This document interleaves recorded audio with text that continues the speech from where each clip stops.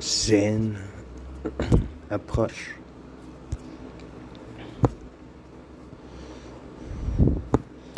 L'approche du zen consiste à vivre dans le présent, dans l'ici et maintenant, sans espoir ni crainte. Zazen Rinzai.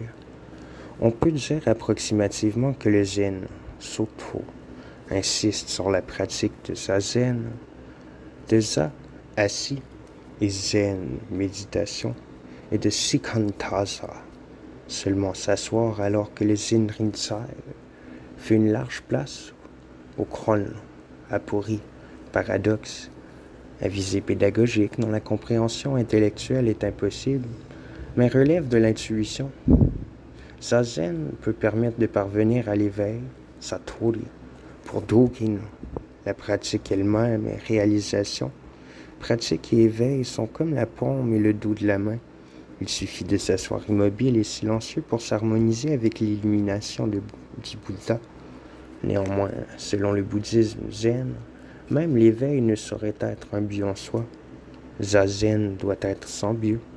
Il aide à la connaissance de soi-même et à la découverte de sa vraie nature, Zazen Soto.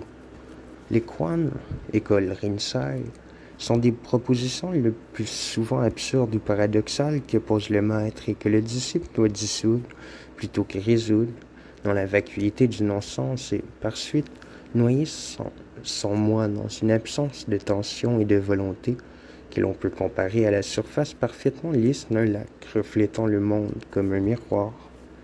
Comme toutes les versions sinisées du bouddhisme, le zen appartient à l'ensemble Mahayana, qui affirme que chacun possède en soi ce qu'il faut pour atteindre l'illumination.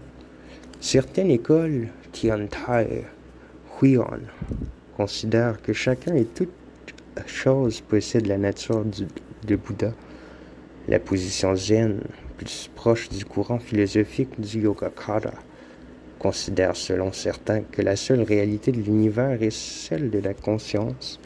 Il n'y a donc rien d'autre à découvrir que la vraie nature de sa propre conscience unifiée.